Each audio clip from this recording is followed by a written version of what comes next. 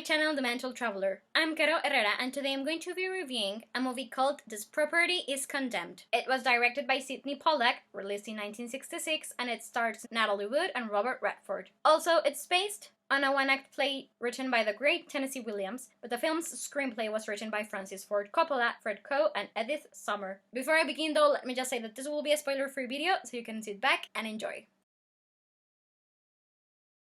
Because of my mother and my sister, I grew up watching Robert Redford movies, and it didn't take me long to fall as in love with him, or even more than they are. My favorite films with him are Out of Africa, Indecent Proposal, The Great Gatsby, The Horse Whisperer, The Chase, Barefoot in the Park, Butch Cassidy and the Sundance Kid, All the President's Men, Up Close and Personal, The Sting, The Way We Were, The Electric Horseman, Legal Eagles, and Havana. This Property is Condemned is also one of my favorite movies with him, but I didn't discover the existence of this movie until I was in my late teens. I remember that my sister told me that she had just bought a movie with Robert Redford which she hadn't enjoyed, so she gave it to me to see if I would like it, and I thought she was crazy because This Property is Condemned was such a beautiful film. But yeah, anyways, I also remembered that I also did some research back then, and I realized that the movie was based on a one-act play by Tennessee Williams, which I read long ago, and I prefer the movie to the film for obvious reasons.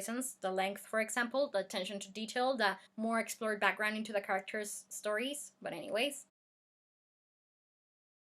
the story is set in the small town of Dodson, Mississippi in the 1930s. Most of its men work for the railroad company, but their lives change forever when a stranger called Owen Legate arrives in town. Why? Well, because Owen was sent by his superiors to fire the men. When Owen first arrives at Dodson, he doesn't tell anyone why he is really there. He steps off the train and heads to the Star boarding house to rent a room, but he finds out that there is a big party that night at the house in honor of the landlady's birthday. The landlady has two daughters, Alva and Willie, and it is quickly evident that Alva is Dodson's main attraction. She's a beautiful young woman who delights flirting with all men present, who are all in love with her, and it seems that nobody can escape her charms, nor even her mother's boyfriend. But while Alva may find it funny to flirt with men, or is compelled to do so at times by her mother, she doesn't really care for any of them. This changes though when she first claps eyes on Owen Legate, and the attraction is mutual. Still, Owen is no fool, and he isn't as easily swiped off his feet by Alva's charms as are all the others, so this presents a lot of funny situations for both Owen and Alva, because while they are attracted to each other, they both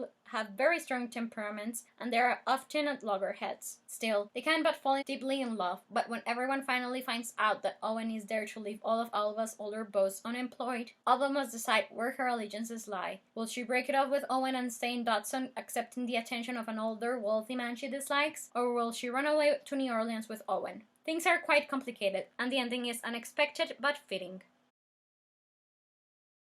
I give This Property is Condemned a 5 out of 5 stars review because it's a really great classic and I highly recommend it. And I don't even know where to start because it's perfect and I love everything about it. But let's give it a try. Okay, so the performances by Natalie Wood and Robert Redford are superb. He's quite young in this movie, but he owns the role of Owen completely. And as to Natalie Wood, I've only ever seen her in the movie Rebel Without a Cause, but she does a great job as well in this one. She owns the role of Alva, and the chemistry between these actors is fantastic, and you really buy that they're in love with each other as the movie progresses. Also, the setting is great, a dirty, old, decaying town, and the costumes are good too, and it also has a really catchy song called Wish Me a Rainbow. And then the fact that the plot is so good, even better than the one-act play is based on, just means that Francis Ford Coppola was as good as a screenwriter as he was as a director. But I already knew that because he also helped write The Great Gatsby adaptation from the 70s, which also stars Robert Redford. Still, what I love most about This Property is Condemned is the character of Alva Starr. When I was a teenager, I must confess that she made an impression on me. I wanted to be that girl who captured the attention of every man present, but now that I'm older, I can see just how sad and upsetting her life was really. Sure, she craved male attention, but most of the time she didn't care for the man she flirted with.